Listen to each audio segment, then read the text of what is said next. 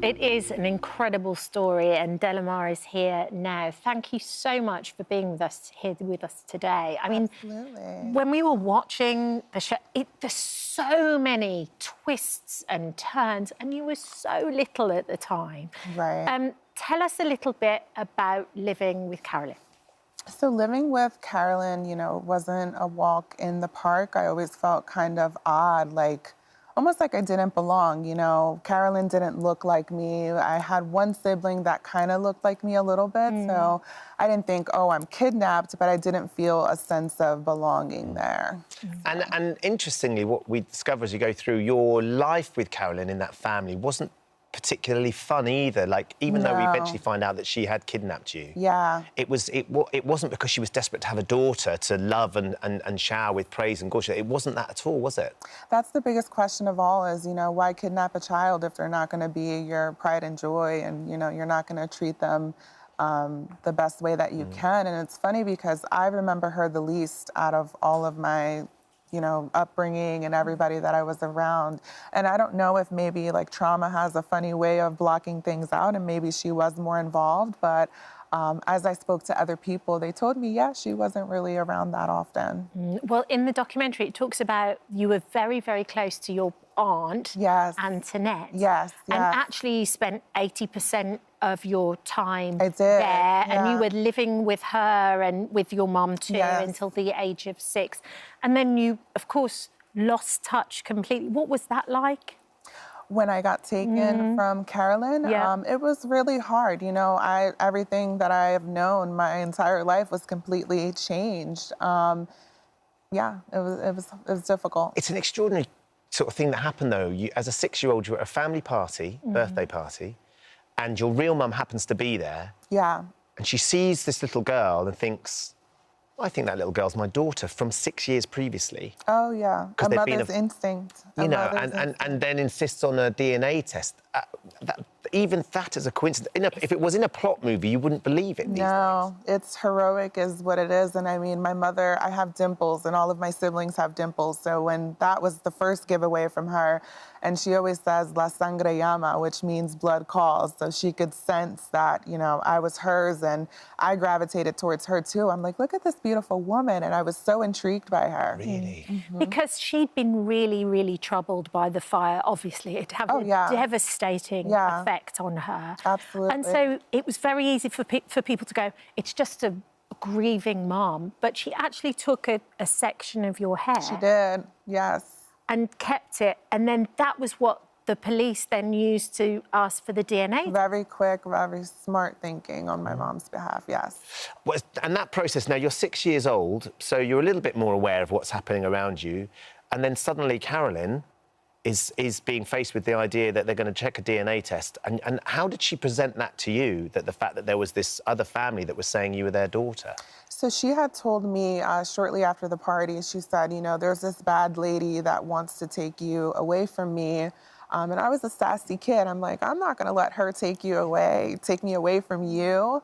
But I didn't really think anything of it until we got to the location where we did the DNA test, and she kept spraying some kind of substance in my mouth. And later on, I found out that it was actually her saliva. So she's thinking if they do a mouth swab, it might pick up her saliva, and then they'll think naively, oh, she's my daughter. Exactly. And so how did the moment of transition happen for you? Because for me, when I watched the show, it feels as though you were very let down by people. Being 6. Yeah. The transition of moving you to a different family. Yeah. I feel like you must have been really traumatised by that. Do you remember any of it from being 6 years old? I am a chronic suppressor, and I think it really started for me at a really young age. I had one photo of my family with Carolyn, and I would look at that photo and I would think, I'm going to go home someday. I have 2 parents. I have, Mommy Carolyn, and I have Mommy Luce. And then I also really just wanted to acclimate in my family as best as I could, and, accept things for what they were. So I tried my best just to, you know, make everybody happy. Amazingly adaptable. You're 6 years old. You've suddenly been given a new family, which is your real family. Yeah. And, of course, the other thing was they all spoke Spanish at home. They did. And you didn't speak Spanish, so you have a No. 6-year-old in a new family, and they're communicating in a completely different language. Yeah, well, luckily my brothers did speak English, so they were able to translate for me. And my mom tried her best, and she did send me to a school where I learned Spanish, so, yeah. You picked that up quite quickly. I did. And what do you remember about the actual process? Because it created this media frenzy, didn't it? There were all those images of the firemen carrying out what they thought were a baby's remains. And it seemed as though in the US, everybody got hooked into this story. It must have been a crazy time for you. At first, it was really exciting, you know, all the cameras and the gifts, but then it became too much, having to go in our home through the back door. And I felt like at that time, well, not at that time, but as I got older, I felt like it was just exploitation and nobody really offered assistance. Like, you know, do you guys need therapy? What can we do to make sure that this relationship goes smoothly? There is all sorts of questions. Kat and I were piling questions up this morning before we met you, and there's questions about how Carolyn was able to kidnap you and somebody else being involved in the kidnapping. And she maintained that it was your birth father that had actually helped her. So there's a moment in the documentary where you talk to him about that, because you are close with him still, aren't you? Yes, I am, yeah. I mean, that must be another twist to this tale that would have been very difficult for you to have to deal with. Oh, absolutely. It was very hard to sit down and have that conversation with my father and confront him. Yeah. I mean, I felt for him, and I didn't know how it would turn out.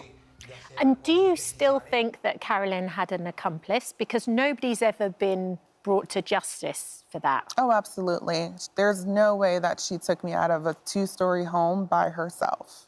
Yeah. The other thing that I find fascinating, as Kat was saying, you were 6 and you were suddenly taken away from what you thought was your family to a new family. You've only ever had one chance to speak to Carolyn. Yeah. In all this time.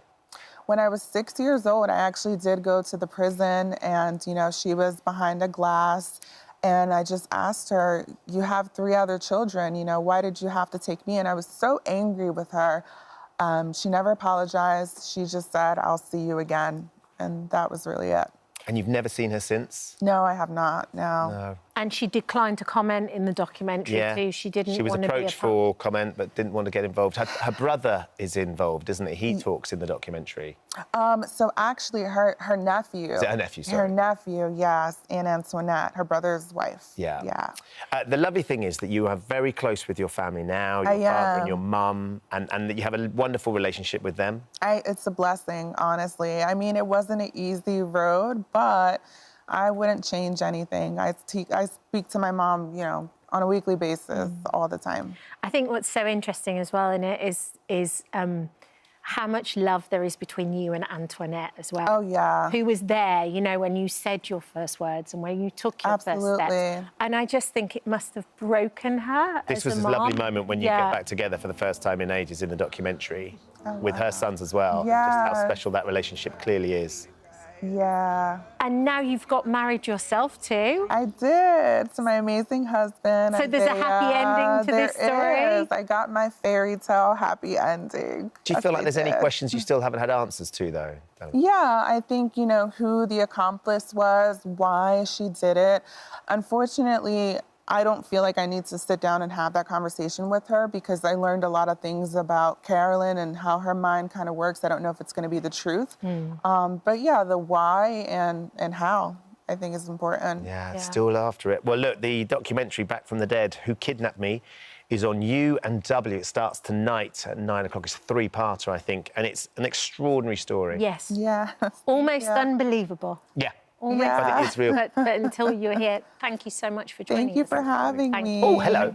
Thank you for visiting our This Morning YouTube channel. We upload tons of new content every single day. So hit the subscribe button, like all the videos, and don't miss out. We'll see you in the morning.